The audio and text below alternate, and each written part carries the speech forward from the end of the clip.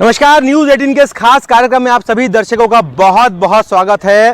Save, sari और सोने के लिए मध्य प्रदेश ही नहीं बल्कि पूरे देश में मशहूर रतलाम से मैं हूं सुधीर जैन और आज हम बात करेंगे मध्य प्रदेश की सबसे हॉट सीटों में से एक रतलाम झाबुआ अलीराजपुर संसदीय सीट की। जी हां, मध्य प्रदेश की राजनीति में जब भी लोकसभा चुनाव का जिक्र होता है तो छिंदवाड़ा के बाद अगर किसी सीट का जिक्र होता है तो वो है रतलाम झाबुआ संसदीय सीट, क्योंकि इसे कांग्रेस का गढ़ भी कहा जाता है। जी हां, कांग्रेस का गढ़ इसलिए क्योंकि आजादी के बाद 2014 में पहली बार भारतीय जनता पार्टी ने इस सीट पर जीत दर्ज की थी, लेकिन 2015 में जब बाई इलेक्शन हुए तो फिर से कांग्रेस ने यह सीट बीजेपी से छीन ली। लेकिन 2019 के चुनाव में मोदी लहर के सहारे एक बार फिर से बीजेपी सीट पर काबिज है और कांग्रेस एक बार फिर से अपनी इस परंपरागत सीट को पाने के लिए पूरी एड़ी चोटी का जोर लगा रही है। तो आज हमारे साथ पैनल में मौजूद है बहुत सारे बीजेपी और कांग्रेस के नेता। इन नेताओं से आपका तारुफ करा देता हूं। पहले मैं कांग्रेस के नेताओं की बात करूं तो महेंद्र कटारिया भारतीय कांग्रेस के शहर अध्यक्ष है, इसी के साथ ही जोए बारिक प्रवक्ता है कांग्रेस के, हितेश पेमाल सीनियर लीडर है, शीतल सेन सीनियर लीडर है कांग्रेस के और भारतीय जनता पार्टी की ओर से अशोक चौटाला सीनियर लीडर है, सहकारी बैंक के अध्यक्ष रहे अशोक चौटाला, आरडीए के अध्यक्ष नीलेश गांधी जी, पवन सोमानी जी, दिनेश पुरोहित, तो सभी सीनियर लीडर। तो चर्चा की शुरुआत करता हूं कांग्रेस की ओर से। पहला मैं सवाल लेता हूं क्योंकि विपक्ष में है कांग्रेस, चुनाव आ गया है, आपकी परंपरागत सीट है, कैसे वापस ले पाएंगे भाजपा से आप सीट? विगत पिछला चुनाव का ही परिणाम देखे जो भारतीय जनता पार्टी के खाते में गया था। जनता ने जो जिस विश्वास पे, जिस उम्मीद पे गुमान सिंह जी डामोर को यहाँ से सांसद चुना था, क्या वो उनकी उम्मीदों पे खरे उतर पाए? रतलाम शहर में कितनी बार वो आए और पूरी लोकसभा के अंदर उन्होंने अपनी सांसद निधि के माध्यम से कितना कार्य करे। आप रिकॉर्ड उठा के देखिए, आप पता करिए कि उनकी सांसद निधि से मात्र 10 लाख रुपए की राशि, मात्र 10 लाख रुपए की राशि, इतने बड़े शहर में जहां से वो चुनाव जीतते हैं, इतना बड़ा चुनाव, वहां पे मात्र 10 लाख रुपए की राशि देते हैं। मैंने भाई क्या लगता है इस चुनाव में आपके लिए कठिन समय मुझे लगता है? निश्चित तौर पर जो रतलाम झाबुआ लोकसभा सीट है ये हमारे कांग्रेस की एक परंपरागत सीट है और आदिवासी मतदाता बहुलता से हम लोगों को कांग्रेस का साथ हमेशा से शुरू से दिया है और वर्तमान परिप्रेक्ष्य में अगर आप देखा जाए तो निश्चित तौर पर कांग्रेस बढ़त ले गई, क्योंकि जो वर्तमान सांसद है उनकी जो निष्क्रियता और जो काम उन्होंने नहीं किए वो 100% कांग्रेस के पक्ष में मतदान जाए। कांग्रेस भारतीय जनता पार्टी जो सांसद है वो निष्क्रिय है, ऐसा इनका आरोप है। जैसा उन्होंने कहा कि सांसद निधि तो 2 साल कोविड के कारण सांसद निधि मिली नहीं थी। सांसद निष्क्रिय होते तो न तो रेलवे का काम होता और न इतने सारे काम होते, न एटलेन निकलती शहर से। 1 लाख करोड़ का एटलेन है, तो कांग्रेस का काम आरोप लगाना। लेकिन मैं आपको बता दूं कि पूरे देश में कांग्रेस की 20 सीटें भी नहीं आएगी, आप देख लेना। कांग्रेस अपने बहुत अंतिम मतलब खत्म होने के दौर से गुजर रही है, क्योंकि ये भी हमारी है। लेकिन मैं आपको बता दूं कि बहुत जल्दी हम इस जिले में भी कांग्रेस को एक बहुत बड़ा झटका देंगे। जिले में कांग्रेस आ रही है, अपने संसदीय सीट पे कांग्रेस आ रही है। ये तो वैसा अब आ रही है नहीं आ रही है चुनाव के बाद पता लगेगा। पहले मैं किसानों की तरफ से एक सवाल भारतीय जनता पार्टी से पूछना चाहता हूं कि आपने विधानसभा में वादा किया था कि 2700 रुपए क्विंटल में गेहूं खरीदेंगे। आज किसान भटक रहा है, 2400 रुपए आपने उसके भाव कर दिए। सहकारिता के वरिष्ठ नेता बीजेपी के हमारे माननीय अशोक जी चौटाला साहब खड़े हैं, आज सहकारिता की क्या स्थिति है आप उनसे खुद से एमएसपी पे बहुत बातें हो रही है, एमएसपी कब देंगे आप? एमएसपी जितनी हर जींस में बढ़ाई है, पहले तो 2, 4, 5 जींस में ही एमएसपी होती थी, लेकिन मोदी जी की सरकार ने लगभग 22 एग्रीकल्चर फसलों पर एमएसपी रखी है। यह कहना गलत है। और सहकारिता की जहां बात है तो माननीय अमित शाह जी ने पूरे भारत की सहकारिता को मजबूत करने के लिए दायित्व लिया है, तो निश्चित धीरे धीरे सहकारिता को बढ़ावा मिलेगा, मजबूती होगी। आरोप लगा रही है कि आपका सांसद निष्क्रिय है, बहुत कम राशि दी है रतलाम शहर को। मैं मानता हूं कि पक्षपात हुआ है कहीं ना कहीं।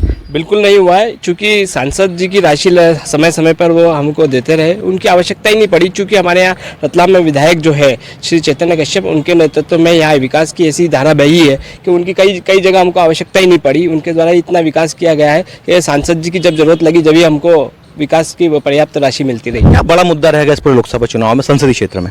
सबसे बड़ा मुद्दा है मोदी जी की गारंटी। निश्चित रूप से हर वर्ग खुश है और विशेषकर युवा वर्ग इस पूरा संसदीय सीट पे खुश है। लगभग 2.5 लाख अधिक वोटों से अनीता नागर सिंह चौहान जीतेगी, इनका कहना है। और वोटर खुश है, युवा खुश है, मतदाता खुश है। मेरे भारतीय जनता पार्टी के मित्र आत्ममुग्धित हैं, ये अपने आप में पूरे मुग्धित हो रहे हैं कि हम लोग जीत रहे हैं। मुझे बताइए कि पूरे देश का किसान परेशान है, छात्र परेशान है, मजदूर परेशान है, किस स्थिति में भारतीय जनता पार्टी अपने आप में दावा कर रही है कि हम आगे मत हुई? रहा सवाल मोदी जी गारंटी का, मुझे बताइए कौन सी चीज इंप्लीमेंट हुई? आज 15 लाख रुपए देने का वादा करा, आज लोगों के खाते में आए, किस बात की गारंटी? और जनता क्यों विश्वास करे? मेरा सबसे बड़ा प्रश्न रहेगा, जनता क्यों विश्वास करे मोदी की गारंटी? चुनाव का समय आता है और जनता जो आम आदमी मतदाता होता है वो अपनी जन आकांक्षाओं को लेकर जो राष्ट्रीय दल उनको प्रेरित करते हैं, वो घोषणाओं का चुनाव के बाद उस पर क्रियान्वयन नहीं होता है। उससे हिंदुस्तान के अंदर जो मध्यम से लोअर तबका जो है, जो आज बेरोजगारी की ओर जा रहा है। आज आप देखिए, सूरज से बाद पहले दान नहीं दिया जाता था, आज 6 बजे बाद आप कहीं पर भी खड़े हो जाओ तो महिला बच्चों को लेकर आपके सामने आकर खड़ी हो जाती है। मिडिल क्लास और लोअर मिडिल क्लास की बहुत हालत खराब है, स्थिति खराब। सर आप बताएं, आप कांग्रेस से आते हैं, क्या कहना चाहेंगे, क्या मुद्दा रहेंगे चुनाव में? आप देखिए भाजपा कितनी घबराई हुई है। पहली कोई सांसदीय क्षेत्र है जहाँ से 3 मंत्री लिए गए हैं, क्योंकि हम डंके की चोट पर चुनाव जीत रहे हैं। मैंने कह रहा हूँ इन्होंने दूल्हा तय नहीं किया और इनके दोनों दूल्हे हमारी लाइन में है। भगदड़ मची हुई कांग्रेस में, एक बड़ा सवाल है, क्यों मची है आखिर, क्या वजह क्या लगती है आपको? हो सकता है उनकी कुछ निजी मजबूरियां रही हो, और भारतीय जनता पार्टी वास्तव में क्या नेतृत्व विहीन हो रही है, जो कांग्रेस के नेताओं से नेतृत्व, कांग्रेस के नेताओं से बुला रहे हैं आप लोग कांग्रेस वाले, मतलब भगदड़ मची है कांग्रेस में, से कहना है? जितने बिकाऊ थे बिक गए, जो टिकाऊ थे वो टिके हुए हैं। टिकाऊ थे टिके हैं, बिकाऊ थे बिक गए। अभी थोड़े दिन बाद कहेंगे कि अभी जो खड़े हैं ना, उनमें से भी 2 दिन बाद मालूम पड़ा कि तो वो क्या कहेंगे। इसलिए टिकाऊ बिकाऊ कोई परिभाषा नहीं, ये विचारधारा का विषय है, समय का। सब बात है कि नरेंद्र मोदी के नेतृत्व में जो 12वीं अर्थव्यवस्था से 5वीं अर्थव्यवस्था हुई, नरेंद्र मोदी जी के नेतृत्व में जो 150 करोड़ भारतीयों का विश्व में मान बढ़ा। आज पहले भारतवर्षी कहीं विदेश में जाता था तो इंडियन कोई बात नहीं होती, लेकिन आज वो ब्रिटेन का, अमेरिका का मोदी मोदी करते हैं। आज पूरे विश्व फोरम पे अगर पर्यावरण की बात हो, सुरक्षा की बात हो या किसी आतंकवाद की बात हो, तो ये माना जाता है कि मोदी जी उस विषय पे क्या बोलते हैं, वर्ल्ड इस बात का इंतजार करता है। वर्ल्ड इस बात का इंतजार करता है आतंकवाद को लेके, और पूरे विश्व में छवि। बेरोजगारी की बात करें अपन, जमीनी स्तर पे बात करें अपन, आप बात में विदेश क्यों चले जाते हैं? बात में आप विदेशी मुद्दों पे क्यों चर्चा? आप महंगाई की भी बात करो, बेरोजगारी की भी बात करो, भ्रष्टाचार की भी बात करो। आज गैस की टंकी के आपने साल भर तो 1100-1200 रुपए ले लिए, आज 100 रुपए कम कर रहे हो, पेट्रोल पे 2 रुपए कम कर रहे हो, बढ़ाए 60 रुपए से 120 पे तो आप ही ले गए, तो उस पर भी तो चर्चा करें। महंगाई बड़ा मुद्दा है, पलायन और बेरोजगारी ये बड़ा मुद्दा इस लोकसभा चुनाव में भी देखने को मिलेगा। कांग्रेस की परंपरागत सीट थी, लेकिन आज भारतीय जनता पार्टी के पास है, तो ये तो इनको विचार करना चाहिए कि इनकी क्या करनी चाहिए। सर आप आप एज अ वोटर क्या सोचते हैं, कैसा कार्यकाल रहा सांसद जी का, क्या मानते हैं आप? सांसद जी का कार्यकाल बहुत अच्छा रहा है। मोदी जी को देखकर और अधिक कांग्रेसी भारतीय जनता पार्टी में आ रहे हैं, विशाल वोटों से जीतेंगे। विशाल वोटों से जीतेंगे। सर पलायन और बेरोजगारी इस पूरे क्षेत्र का एक बड़ा मुद्दा आपको लगता है? इनको आंकड़ों का पता नहीं, आरोप लगाना बहुत आसान होता है। आप पता कर लीजिए, पाकिस्तान में और श्रीलंका में आलू 150 रुपए किलो बिक रहा है और पेट्रोल डीजल की अते पते नहीं है। भारतवर्षीय है, जब महंगाई कंट्रोल में, अमेरिका से भी कम महंगाई दर भारत में, आप चाह के पता कर ले, वहाँ 11.6। जो पेट्रोल हमें 60 रुपए में मिल रहा था, आज 120 में हम यहाँ ले रहे हैं, वही की वही स्थिति है। उसके लिए हम अमेरिका, एक बार बोलो इनको कि एक बार सबको भिजवा अमेरिका। आप किसान नेता है सर, कहाँ दिक्कत आ रही है, नाराजगी देखने को मिल रही है बार बार? कोई नाराजगी नहीं है। कांग्रेस अपनी विश्वसनीयता देश की जनता के बीच खो चुकी है। बीजेपी को सरकार मिली थी 2004 में, तो पावर 4000 मेगावाट था, आज कितना 30,000 मेगावाट बिजली है। कांग्रेस का जो सिंचाई का रकबा था वो 7-8 हजार हेक्टेयर था, आज वो 55 का तो हमने लक्ष्य रखा, 45,000 तो हमने कर दिया है। और 8 लेन सड़कें, आवागमन के साधन इतने हैं, अब महंगाई बढ़ रही है, कौन जनता बोल रहा है? ये तो कांग्रेस पर मुद्दे नहीं है, इसलिए ये कुछ तो भी बात कर रहे हैं। मुद्दा भी ये है कांग्रेस। आप एज अ वोटर क्या सोचते हैं, क्या कितने काम से आप संतुष्ट है सांसद जी के? सांसद जी से एक भी बात पे संतुष्ट नहीं हम। आदमी की काम पे बात होती है, नरेंद्र मोदी जी के नाम पे और भारतीय जनता पार्टी और विचारधारा के नाम पे। अब जैसे आप बार बार गेहूं की बात कर रहे हैं, हमने जब भारतीय जनता पार्टी की स्थापना थी, जब कहा था 370 और राम मंदिर, तब कांग्रेस कहती थी तारीख नहीं बताएंगे। हमने तारीख भी बता दी, मंदिर भी बना दिया, 370 हटाई। जब कांग्रेस के लोग मुफ्ती महमूद सईद और फारूक अब्दुल्ला कहते थे कि खून से गलियां वो हो जाएगी और कश्मीर अलग हो जाएगा, वहाँ कश्मीर में आज सचिन तेंदुलकर रोड पे क्रिकेट खेलते हैं और 1 लाख करोड़ डॉलर का विदेशी निवेश आता, ये भारतीय जनता पार्टी। इसलिए आप एक बात ध्यान रखना कि 2700 रुपए बजट में प्रावधान करके आएंगे, इसलिए वो नहीं आ पा रहे हैं क्योंकि ये घोषणा है और इस घोषणा को निश्चित तौर पर हम इम्प्लीमेंट करेंगे। अच्छा दाम मिलेगा आपको, एमएसपी मिलेगी। मैं मोदी जी की गारंटी का विश्वास करता हूँ। सर आप बताएं, राम मंदिर धारा 370 कितना बड़ा मुद्दा, कितना असर करेगा चुनाव में? राम मंदिर, जहाँ तक मेरा मानना है, राम जी सभी की आस्था का केंद्र है और ये एक निजी और अपना धार्मिक मुद्दा है। कांग्रेस कभी इस विपक्ष में नहीं रही, सभी घर में राम की आस्था है। क्यों नहीं गए क्यों नहीं? ये कहना गए नहीं आप लोग ओपनिंग में जाना नहीं जाना एक आस्था का अपना विषय है। अगर उस कार्यक्रम का अगर राजनीतिकरण होता है तो कांग्रेस नहीं जाएगी। लेकिन जहां तक सवाल है, आपको अच्छी तरह से विदित है कि राहुल गांधी जी ने उसके ताले खुलवाए। कांग्रेस ने हमेशा राम मंदिर के पक्ष में कभी हमेशा से रही है। सर, राहुल गांधी की न्याय यात्रा रतलाम भी आई थी, इम्पैक्ट बहुत ज्यादा दिखा नहीं। जनता अतुर होकर 2 घंटे पहले खड़ी। कितना असर दिखेगा इस लोकसभा पर? इस लोकसभा में 100% चुनाव जीत रहे। भ्रष्टाचार भी एक बड़ा मुद्दा लगता है। लोकल इशू की अगर बात करूं, रतलाम नगर निगम की बात करूं, क्या लगता है कितना प्रभाव रहेगा चुनाव में उसका? कौन सा भ्रष्टाचार का मुद्दा हमारे परिषद को जानकारी में आई, पूरी परिषद ने मिलके उस भ्रष्टाचार के मुद्दे की सब रजिस्ट्रियाँ कैंसिल करी। जहाँ तक ये एसडीएम का कह रहे, तत्कालिक किसी कमिश्नर को अगर शासन निलंबित करता है तो कुछ घंटे के लिए किसी को व्यवस्था देना पड़ती है। एक दिन के लिए तत्काल में व्यवस्था दी और नए आयुक्त की नियुक्ति हो गई। कौन सा उसको नियुक्ति दी, कौन सा भ्रष्टाचार है? कांग्रेस की परंपरागत सीट है, क्यों हार गए इस बार? क्या लग रहा है? आदिवासी अंचल से तो कांतिलाल जी भूरिया निरंतर जीते और इस बार भी, पिछली बार भी जीते थे। रतलाम शहर से उनको बड़ी लीड मिली थी, उसके कारण जीते। कांतिलाल जी भूरिया या हर्ष गहलोत जी या कोई भी प्रत्यक्ष हो, चुनाव कांग्रेस जीतेगी। अच्छा, वंशवाद की बात भी आप कर रहे थे थोड़ी देर पहले कि वंशवाद वाली बात आई थी कि जो टिकट मिला है बीजेपी का, वो वंशवाद की तरफ इशारा कर रहा है कहीं ना कहीं। डेफिनेट है, भारतीय जनता पार्टी वंशवाद के नाम से कांग्रेस पर हमेशा से आरोप लगाती रही है। लेकिन इनकी पुरानी सीट आपकी जो लिस्ट देख लीजिए आप, कितने इन्होंने परिवार के हिसाब से टिकट दिए। आप सीटेड विधायक की पत्नी को टिकट देकर अगर पोलराइज कर रहे हो साधारण कार्यकर्ता के बदले, तो वंशवाद नहीं तो क्या है? वंशवाद को लेकर आपकी पार्टी हमेशा आरोप लगाती है, हमले करती है, और इस बार देखने को मिला कि नागर सिंह चौहान जो वन मंत्री है, उनकी पत्नी को टिकट दे दी, जो ऑलरेडी जिला पंचायत अध्यक्ष है 20 साल से राजनीति में। तो सर, क्या एक ही परिवार मिला आपको? ठीक है, वंशवाद वो होता है जो एक ही पार्टी को एक ही परिवार चलाए। जैसे कांग्रेस को नेहरू जी, इंदिरा जी, राजीव जी, सोनिया जी, राहुल गांधी जी, प्रियंका जी, रॉबर्ट जी, मैं आपके बीच में नहीं बोला था, है ना।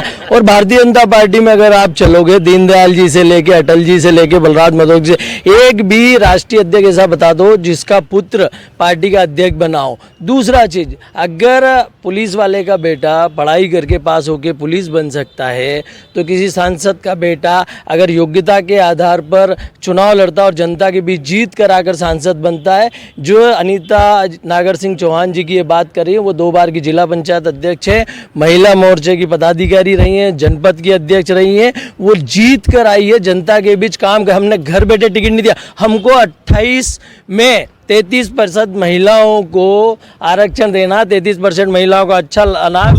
दूसरी महिला नेत्री, दूसरी महिला भी है, एमए है, ग्रेजुएट है, पढ़ी लिखी है, समझदार है, तो हम आगे लाने में क्या बुराई है? हाँ, आप भी लाइए। अगर इनकी बात आती है तो ये महिलाओं को आरक्षण देने का, महिलाओं को प्रमोशन की और योग्यता की बात करते हैं। मेरा कहना है कि अगर वो नागर सिंह जी की वाइफ अगर निर्वाचित थी तो राहुल जी और प्रियंका जी निर्वाचित होकर नहीं आए थे क्या? वो योग्यता नहीं रख रहे? मेरा यह कहना है कि आप एक तरफ महिलाओं की बात करते हैं, सोनिया जी पे आप और आपके प्रमुख लोग अनर्गल आरोप लगाते हैं। अगर आप महिलाओं की बात करते हैं तो महिलाओं की बात आपको पूरी तरह से इम्प्लीमेंट करना चाहिए। अमेठी से राहुल जी को लड़ाओ, स्मृति जी के सामने भाग रही मैदान छोड़ के, केरल जा रहे हो, आओ इधर मध्य प्रदेश में, उत्तर प्रदेश में मालूम पड़ेगी। पूरा देश राममय है और मोदी जी के नेतृत्व में प्रचंड जीत इस देश के द्वारा मोदी जी को दी जाएगी। और मोदी जी को अब की बार 400 पार का नारा मोदी जी ने, भारतीय जनता पार्टी ने नहीं, जनता ने दिया है कि अब की बार 400 पार नरेंद्र मोदी जी को जिताकर वो संसद में भेजेंगे। एक बड़ी टेक्निकल बात यह है कि 8 विधानसभा सीटें आती है इस पूरे लोकसभा संसदीय क्षेत्र में, और 4 सीट जो है बीजेपी के पास है, 3 कांग्रेस के पास है, और 1 जो सीट है वो निर्दलीय के पास है। फाइट जो है बराबरी की है, कश्मकश भरी है। क्या लगता है? 4-4 बराबर लग रहा है इस पूरे चुनाव में। क्या लगता है आपको इस बार क्या होगा? भारतीय जनता पार्टी जीतेगी क्योंकि हमारी उम्मीदवार शिक्षित उम्मीदवार है। वो कांग्रेस के पास तो अभी उम्मीदवार ही नहीं है, घोषणा करने के लिए वो आपस में लड़ रहे हैं कि इसको दिया तो उसको वो निपटा देगा और उसको दिया तो ये निपटा देगा। आप गुमान सिंह जी की तारीफ में कसीदे पड़े जा रहे हैं। अगर पार्टी उनको इतना योग्य समझ रही थी, बहुत सक्रिय समझ रही थी, बहुत कार्य किए थे, टिकट किस कारण से काटा उनका? ये टिकट कट गया गुमान सिंह जी का। नहीं, ये महिलाओं का जो जैसा अशोक जी ने बताया 33% आरक्षण के लिए तो महिलाओं को आगे बढ़ाना ही है। महिलाओं को आगे बढ़ाने की टिकट कट गया।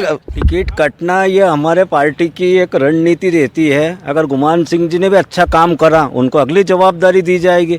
ये पूरे देश के अंदर ही व्यवस्था है। जरूरी नहीं कि इसको टिकट दिया, अच्छा लड़ा है, अच्छा काम करा तो उसको टिकट मिलेगा। अब मंडल अध्यक्ष है, कितना टफ मानते हैं चुनाव को? 4-4 की बराबरी दिख रही है अभी तो। कोई टफ नहीं है, कोई कंपटीशन नहीं है। भारतीय जनता पार्टी लोकसभा सीट निश्चित रूप से जीत रही है, अच्छे बहुमत से जीत रही है। पिछली बार भी जीती थी।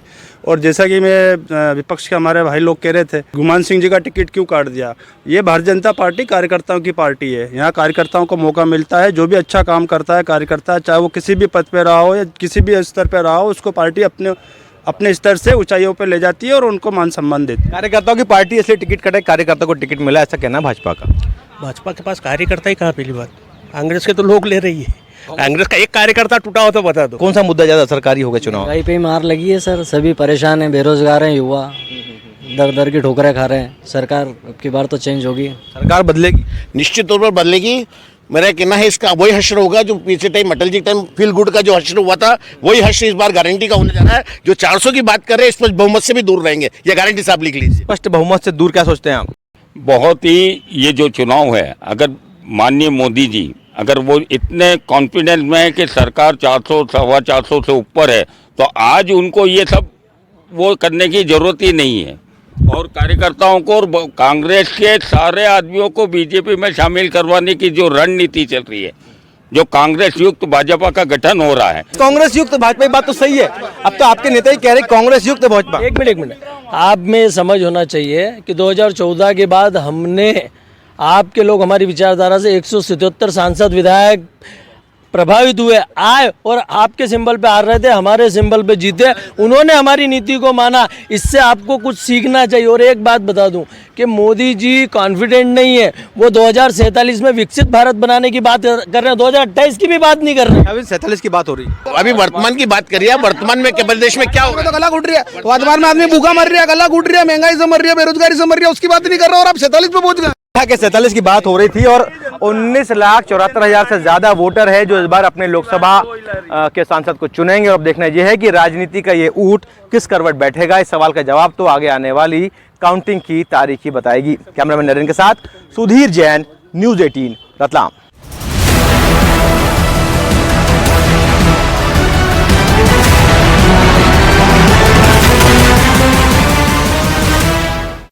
गुलाब जामुन का नामांकन गृह मंत्री अमित शाह और सीएम डॉक्टर मोहन यादव नामांकन रैली में होंगे शामिल।